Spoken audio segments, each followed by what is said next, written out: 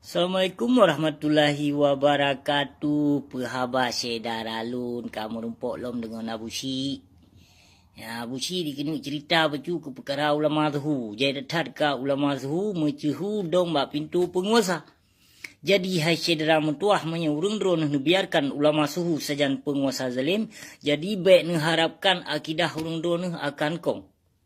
Yang ulama suhu yang ka diundang oleh penguasa zalim Jehovah Istana Raja yang kau Indonesia yang mensabuh baik nak harap ulama. Harum menyaurung drone nak pegahnya ulama. Harum. Ulama karena na ulama suhu je nak pegah menyo ulama warisatul anbiya jino hai lam detiknya gerham kutuk oleh Allah. Yang melainkan asaya munafik memandum.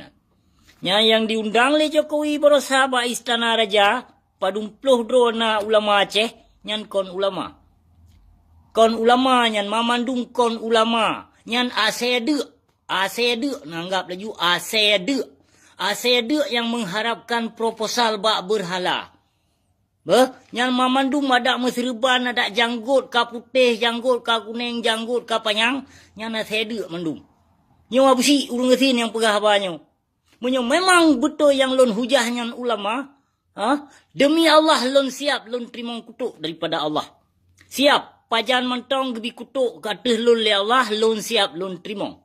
Tapi nekalon yang akan ukepa yang akan menimpa ateh bangsa Aceh ateh serama Mekah. Akan nekalon sedram tuah. Lon hanaya lon hujah ulama suhu laknatillah. Demi Allah demi Rasulullah lon pegahnya. Hanaya ilon melainkan walikuh ulama asyid.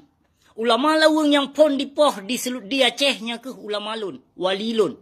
Segalam Tengku Bantakiah dipoh, segalam Ahmad Dewi dipoh, maka awaitat dipoh Tengku Syafi'i bin Amin, ulama lawang. So nak tuntut teman ulama yang kali dipoh ledro le kafe laknatillah. Toh ulama yang tuntut, cip long pegah dia toh. Baik ulama dro. Kabunyo Abu Jin, Abu Hiblis. Hiblis mamandumnya, setan mamandumnya. Yang perte burung tujuh meserban menyo Islam munafik. Yo Abu Syik berapa kon urung lain. Baik nak kira le urung drone lun kayo tat lun hujah ulama suhu laknatillah. Demi Allah